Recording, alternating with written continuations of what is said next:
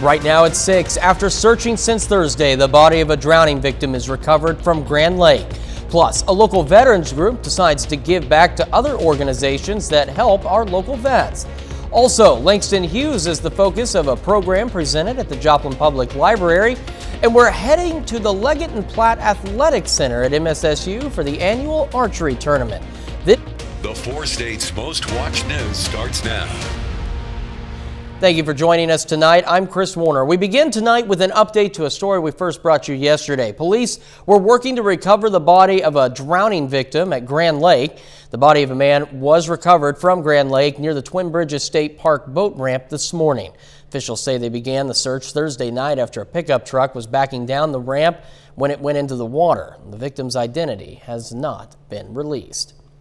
We went to the Joplin for the 203rd Hound Dog Retirees Association meeting. Now, the group held their quarterly meeting at Granny Schaefer's on North Range Line, but this meeting was a bit different. The group had some excess funds from their own fundraising effort and wanted to give back to local organizations that help veterans. They donated a total of $7,000 between Joplin Habitat for Humanity, Compass Quest, and Charlie 22 Outdoors. If you think about the Joplin area, Joplin, Carthage, Neosho, all of our outlying area, we've got 400,000 people, okay? And we've got some key organizations like this that really help veterans. And veterans is the key. Veterans are our focus. In addition to the donation, Senator Bill White came down to speak about veterans issues at the state level. One of America's most significant writers of the 20th century, Langston Hughes, was born right here in Joplin. Now, many people may know that he was a writer and a poet, but he was so much more. It's why the Joplin Public Library hosted a Langston Hughes program to tell more of his story. Marshall Rush Collette, a cousin of Hughes, says the exhibit and presentation was a way to show people more about not just Hughes, but his family too.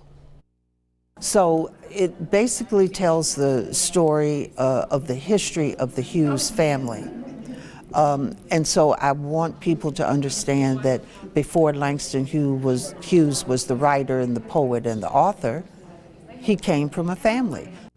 Collette says she hopes the exhibit can spark excitement about history, especially in younger generations. Missouri Southern hosted its 5th annual archery tournament today. Student participants were competing to qualify for the MONASP State Tournament this month in Branson. MSSU partners with the Missouri National Archery Schools program to educate Missouri youth about archery. It's one of the largest tournaments before the state competition. Okay, so this is our 5th archery tournament hosted here at Missouri Southern, and we have partnered with Joplin Schools to be able to host this. This is a very significant event because it's a very large tournament right before the state competition. The tournament awards the top male and female archer $1,000 in scholarships.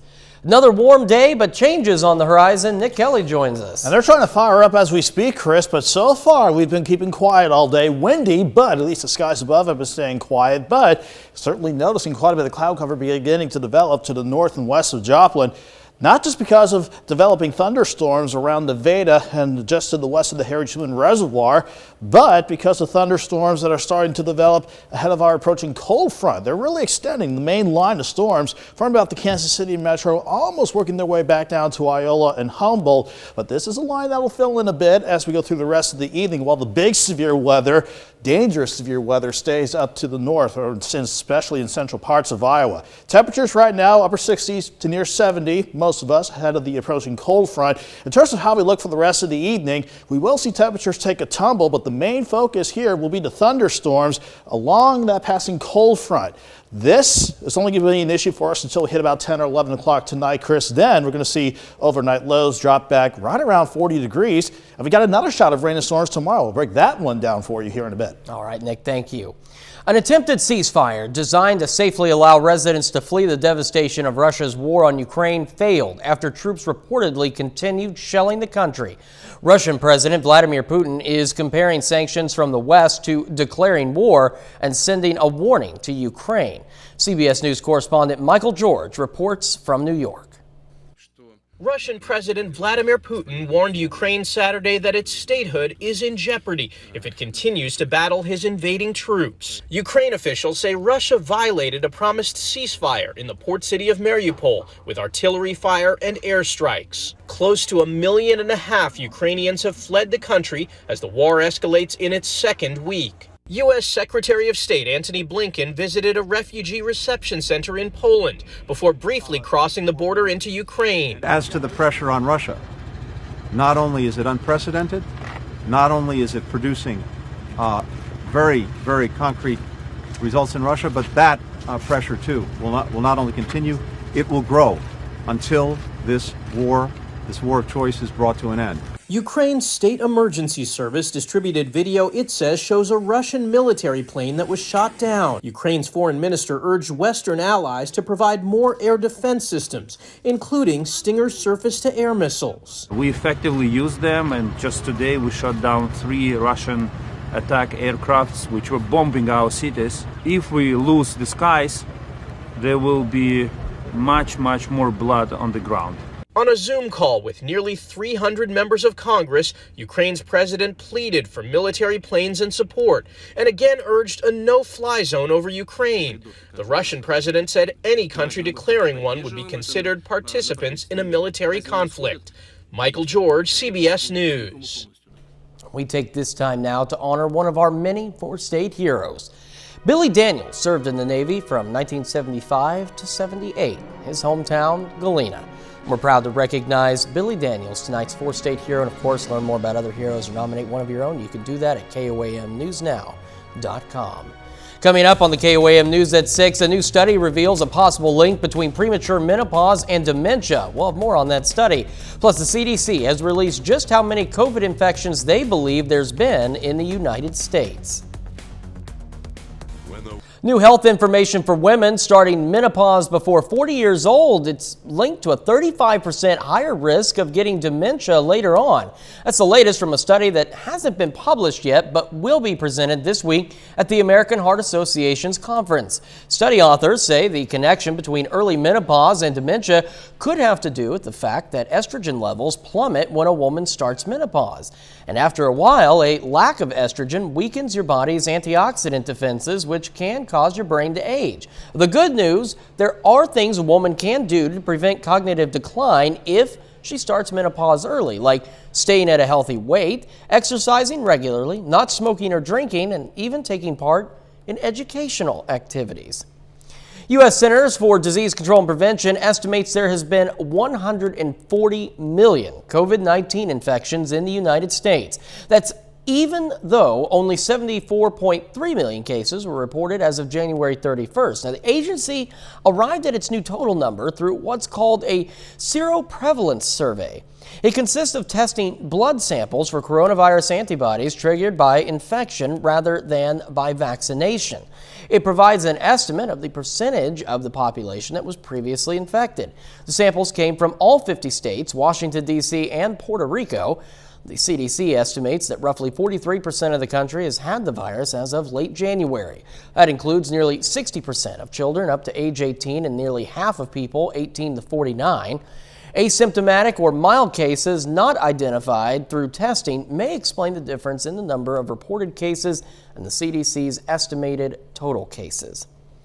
A possible benefit of that glass of wine with dinner, and the U.S. birth rate continues to drop. Bradley Blackburn has some of the week's top health stories.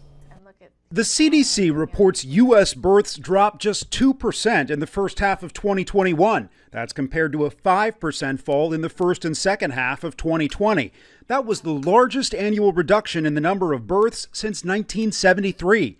The overall decline is part of an ongoing trend. Just 30 minutes to an hour of muscle strengthening every week may help you live longer. Research published in the British Journal of Sports Medicine finds activities like weightlifting, push-ups, and even heavy gardening help reduce the risk of death, especially from cancer, diabetes, and heart issues by up to 20%. And new research from Tulane University finds a glass of wine with dinner can lower the risk of developing type 2 diabetes. Doctors caution drinking alcohol can present other health risks, but found people who had one drink during a meal had a 14% lower chance of developing diabetes. The benefits were greater for those drinking wine compared to other types of alcohol. Those are some of the week's top health stories. Bradley Blackburn, CBS News, New York. Later on the KOAM News at 6, we'll tell you a tale about a cat from Kansas who has a little something extra. But first, it was windy. It was almost warm today, but changes are rolling in starting tonight. Forecast next.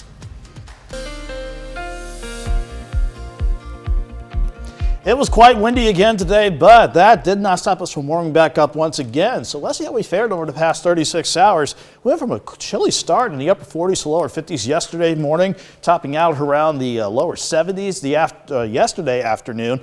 Then we just held steady, mainly in the lower 60s all night long, and right back at least into the lower 70s. But I do see a front knocking on the door, and that is going to change things up, at least temperature-wise, and taking us from a quiet day to maybe a bit of a stormy evening for some of you. 7th and range line, clouds building, but we are dry in Joplin, 68 with the south wind at 21, gusting to 30 miles per hour. This time around, the humidity, it was bone dry for a good portion of this week, but that number is really starting to climb now at 68%. Most of us are ranging from the mid 60s to about the lower 70s, especially around the Joplin and Pittsburgh area, but we're actually seeing some mid and even a couple upper 70s popping up just ahead of our approaching cold front, and certainly out ahead of the cold front. These winds have been screaming throughout the course of the day out of mainly the south and southwest, but you see that northwest wind kicking into southeastern Kansas. That is the backside of the cold front that is pushing on through, but we have not seen it result in much throughout the course of the evening.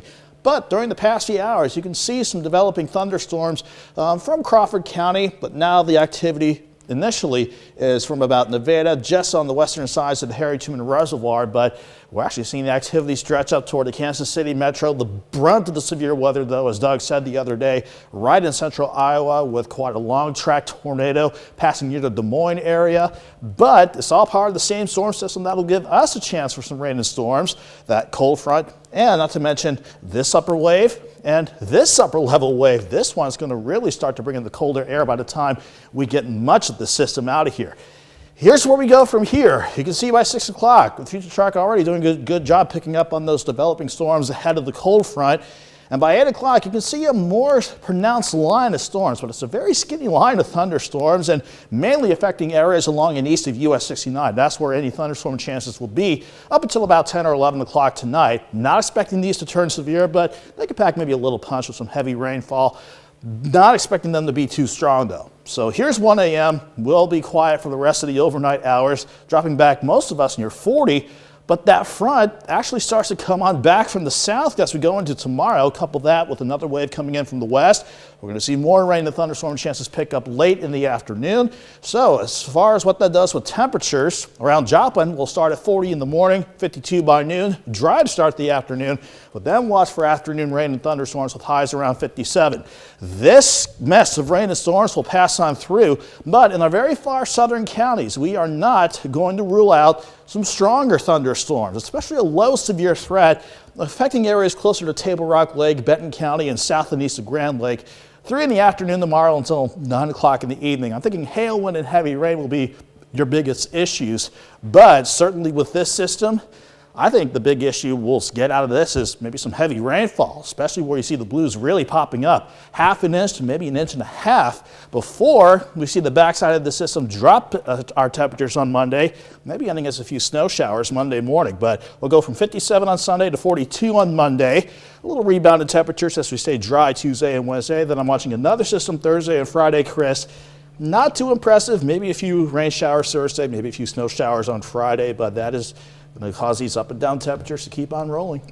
Yeah, spring isn't quite here yet, so we've still got a little bit to get through. We're getting the teases, but sure enough, we're going to get there. All right, Nick, thank you so much. Journey Sports, Jacob is here now, and big day today from the Missouri Southern women's basketball team. Chris, the Lions trying to move on to the MIAA Tournament Championship for the first time since I was 5 years old. We'll head to Kansas City for that. Plus, Pittsburgh State baseball finishes up their series with Missouri Western. We'll have that and more next. Missouri Southern women are still alive at the MIAA tournament in Kansas City. The Lions are in the tournament semifinals this afternoon, aiming to move on to Sunday's championship. Danny Terzer is there and has more on today's game. Missouri Southern hits the floor today with a spot in the championship game on the line. The Lions are looking to make their first appearance in the title game since 1996. Southern is on a 16-game winning streak. Their last loss is to the team they play today, Missouri Western. Lane Skiles finds her stride early, knocks down the three. She hits 3 threes in the first half, finishing the game with 13 points. Later, Missouri Western goes on a run to end the second. Mary Foltz finds Jordan Cunningham, gets the basket in traffic. Lions trail by 8 at half. Battling in the third, Lacey Stokes drives to the basket for 2. Lions come back to tie it at 48. Then Amaya Johns hits the triple from the top of the key. 7 minutes to play here. Stokes gives Southern their first lead since the second quarter. She finishes with 32 points and 7 rebounds. Missouri Southern closes it out 65-58 to punch their ticket to the title game. The last 5 years, we've been 8, 9, 10, finishing the conference, come up here and one and done. And so people are will still look at us and think Missouri Western or Central Missouri or Fort Hays, okay, they're going to win that game. They're going against Missouri Southern. But it's just the ability of these kids to respond game in, game out, especially on the defensive end, and then make plays when we need to make plays. And that's been a joy to watch. Missouri Southern will play Fort Hays State for the MIAA Championship on Sunday at 1. In Kansas City, Danny Terzer, KOAM Sports. Missouri Southern beat Hays in their only regular season meeting 54-41. We have 3 local teams playing in the state quarterfinals today on the Missouri side. That includes the College Heights boys, who are in the state quarterfinals for the first time in program history. They're up against Norwood in Republic for a spot in the Final Four. Cougars, though, fall by 5. College Heights finishes 24-5 overall. In Class 1, the Thomas Jefferson boys facing St. Elizabeth today in the quarterfinals. They dropped that one 54-35 to finish 22-7 overall. On the girls' side, El Dorado Springs on the floor today against East Buchanan in the Class 3 quarterfinals. They are Final Four bound, winning 55-24. They'll play in the state semifinals on Thursday in Springfield. The Pittsburg State Gorillas opened up a 3-game series against Missouri Western with a 9-4 win on Friday. The 2 teams wrap up their series today with a doubleheader in Pittsburgh. Now here's game 1. Gorillas trying for their 3rd straight win. Down 3-1 in the 3rd, Caden Fowler lines it to right. The guy just runs by it out there. Mason Hartman scores all the way from 1st. Fowler into 3rd. Gorillas within 1. On the mound, Peyton Ingles. Strikeout here. He goes 7. Allows just 3 runs and strikes out 5. The Gorillas now up 5-3. Mason Hartman at the plate. Shoots it to right. Gets into the corner. Runner scores. Hartman eventually into 3rd for the triple. He collects 3 hits today. Pittsburg State takes game 1 over Western 10-4. Game 2 still going right now in the top of the 6th. Gorillas lead it 9-6. In Joplin, Missouri Southern aiming for the sweep against Northwest, but they fall in that one 6-3. Tommy Stevenson collects a double and a triple. And that's it for sports. We're back with more news after this. Well, Cat in Kansas is a little extra. Literally, he has extra toes, but now he's getting extra loving after he was adopted. On Wednesday, Jinx was just a stray with some funky feet, a congenital physical anomaly known as polydactyly, which basically means that he's just got some extra toes that look like thumbs. They probably come in handy on Thursday, though, so he could give a big thumbs up to being adopted. Now, his condition isn't uncommon, doesn't cause him any pain. These cats have actually become known as Hemingway Cats, referencing the late author's feline fascination. Of course, he had a number of cats, including polydactyl. I'm not saying that word again. He had them in his home in Key West. I actually, growing up, had 2 cats that had extra toes like that. So it was a very interesting situation. They had huge feet. I've never counted my cat's toes, man. I haven't See, now you've got to Maybe count they- your I gotta cat's go toes. find Go out see now, yeah. see what's going on here. Something we also need to be counting in a way is temperatures and tonight's weather. Yeah, especially we got to keep our toes, be on our toes rather, because of not just the thunderstorm chances that some of us will see tonight with lows dropping back near 40, but additional rain and storm chances tomorrow afternoon and tomorrow night. Some of those could back a little bit of a punch, but then behind that, we're going to drop to 42 Monday. Jacob, find her a little. You know what you're doing. I think I'll give it a shot. We have sub-state championship games all over Southeast Kansas tonight. We'll check in on all of them right here tonight at 10. Got a lot of big sports action. Good night to get it done. It's still warm out there. Guys, thank you so much. That's our time for now. We'll see you back here tonight at 9 and 10. And thanks for making us part of your night.